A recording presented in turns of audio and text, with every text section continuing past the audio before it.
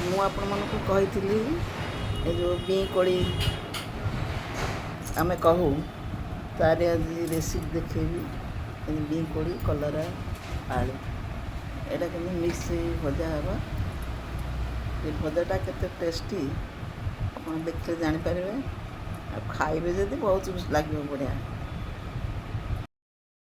ନା ଆଳୁ ଛୋଟ ଆଳୁ ଥିଲା ତ ଛୋଟ ଛୋଟ ଗୋଲ ଗୋଲ କରି କାଟି ଦେଇଛି।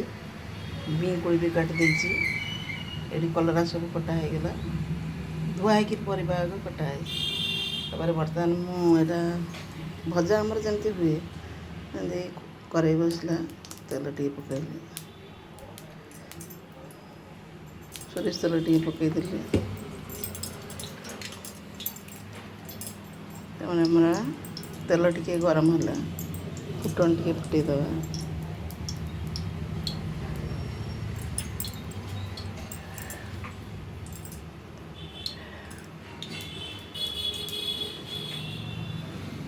ଏଥର ଗଛରେ ବେଶୀ ନଥିଲା ଫଳ, ଆରଥର ବହୁତ ଫଳ ଆଣିଥିଲି, ଏଥର ନଥିଲା ବେଶୀ ଫଳ, ଅଳ୍ପ ଆଣିଲି। ତେଣୁ କଲରା ସାଙ୍ଗରେ ଟିକେ ମିଶାଇ ଭାଜିଲେ ବହୁତ ମୋତେ ଭଲ ଲାଗେ। ଆପଣମାନଙ୍କୁ କେମିତି ଲାଗେ କମେଣ୍ଟ ମାଧ୍ୟମରେ ଜଣାଇବା। ତେଲ ବର୍ତ୍ତମାନ ଗରମ ହେଇଗଲାଣି, ଗରମ ହେଲାଣି, ଫୁଟଣ ଟିକେ ଫୁଟାଇଦେବା।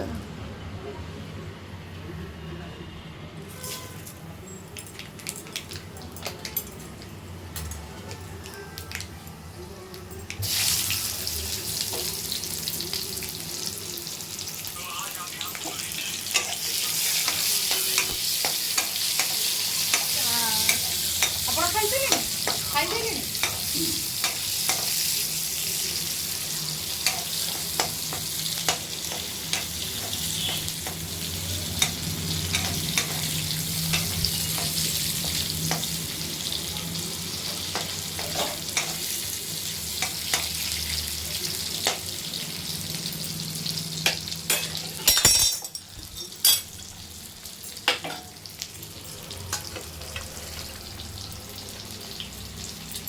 କଲରା ପକାଇଦେବା।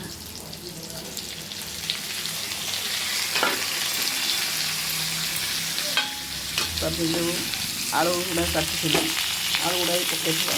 ଏଇଟା ପାଣି ଅଛି ତ ତେଣୁ ହାତରେ ପକାଇଲେ ଭଲ। ଭଜାଟା ଶୁଖିଲା ଶୁଖିଲା ଭାଜିଲେ ବେଶୀ ପାଣି ଦେଲେ ଟେଷ୍ଟ ତ ଲାଗେନି। କିନ୍ତୁ ଧୋଇକି ରଖିଛି, ପାଣି ଗୁଡ଼ାକରେ ରଖିଛି।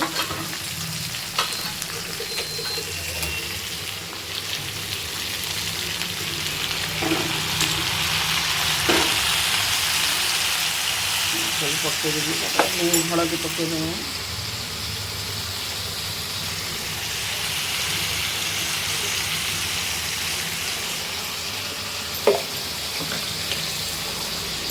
ଲୁଣ ମଧ୍ୟ ପକାଇଦେବା।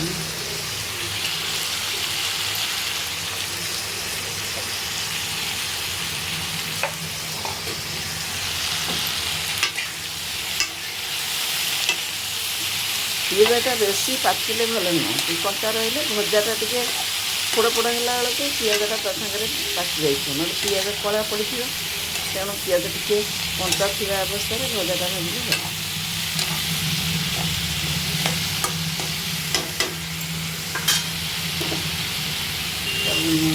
ତାପରେ ଥାଳିଟା ଘୋଡ଼େଇଦେବି।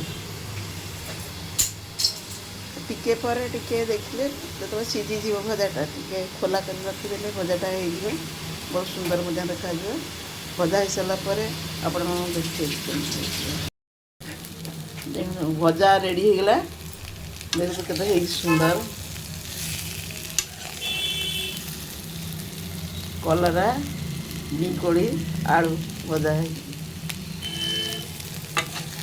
ଆପଣଙ୍କୁ ଏଇ ପ୍ରିପାରେସନ୍ଟି କେମିତି ଲାଗୁଛି ଭିଡ଼ିଓରେ ଲାଇକ୍ କମେଣ୍ଟ ଦେବେ। ଆଉ ନୂଆ ନୂଆ କ'ଣ ଆପଣ ଜାଣିଥିବେ, କ'ଣ ଖାଉଥିବେ। ମୁଁ ଏଇଟା ନୂଆ ଖାଉଛି ବୋଲି, ନୂଆ ନୁହଁ, ବହୁତ ଦିନରୁ ମୁଁ ଖାଉଛି, ଆମକୁ ଭଲ ଲାଗେ। ଅନ୍ୟମାନେ ଖାଆନ୍ତିନି କେବେ। କମେଣ୍ଟ ମାଧ୍ୟମରେ ଜଣେଇବେ କେମିତି ଲାଗିଲା ଭିଡ଼ିଓଟି। ଜୟ ଜଗନ୍ନାଥ।